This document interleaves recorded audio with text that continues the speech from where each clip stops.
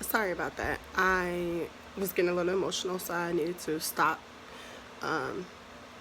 filming. Just like I was saying, so there are a lot of signs that people will give you without waving red flags and yelling from the rooftop that I'm being molested, I'm being abused, I'm being hurt, someone's doing something to me. Growing up, I used to always ask my parents, can you take me with you, whether it be go to get gas, a gallon of milk, or check the mail, things that were super like ridiculous. Whereas I never used to be like that. When your parents were gone and you were a preteen and a teen, that was everything. You wanted to stay in the house and watch as many music videos turned up way up to the top to burst the speakers. You wanted to call whoever you wanted to call on the phone, being uninterrupted, and your parents breathing on the phone. It was a lot of things that you loved to do. Your friends outside playing, and you can run up and down the street up until your parents pulled up. So when I started asking to go to the store all the time, that was my way of saying, where are you going? Check the mail? Can I go with you? Where are you going? Sam's Club? Can I go with you? Where are you going? 7-Eleven, get a gallon of milk? Can I go with you? CVS to get your prescription? Can I go with you? Those things are big deals. They're signs. I know one day I woke up with like a bad nightmare. I was sweating, I was crying, I was upset. I told them somebody that I didn't even know, just out of the blue, like someone touched me. And they were saying who? And I was saying someone close to me.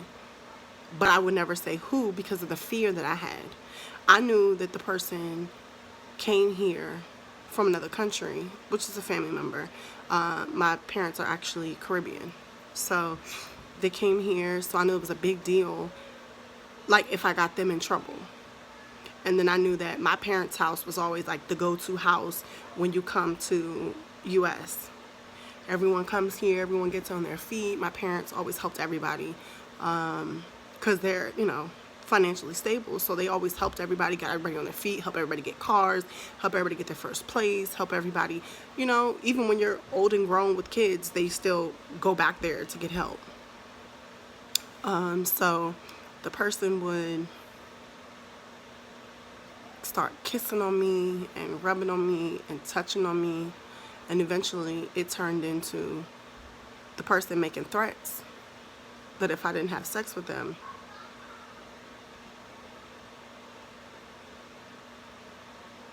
my parents were going to send me back to foster care, telling me things that I was only there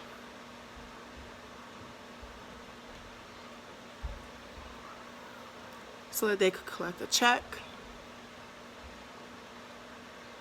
And at that time, I had 2 other siblings living with me in this particular foster home.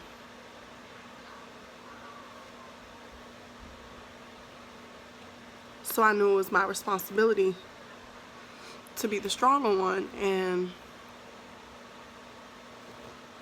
endure whatever needed to be endured. That way everybody else could be okay. It's a lot of people I've never told.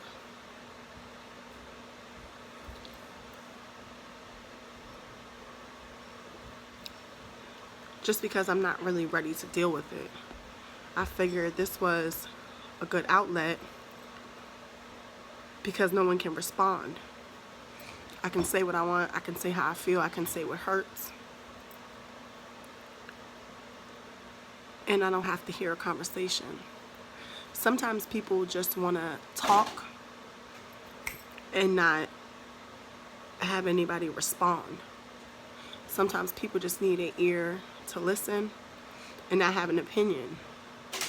And this went on for about maybe 8 years. That was my first. And now I fear for my children. I fear for me. So just be aware of all the signs. There are signs out there. And I say to everybody as a piece of advice, if you're going through anything, find somebody that you trust, discuss it with, write it down. Know that you don't have to go through it, no matter what the situation is, no matter what you fear. And I strongly believe someone always has it worse than you, but I also don't believe that you're the one who should have to endure anything.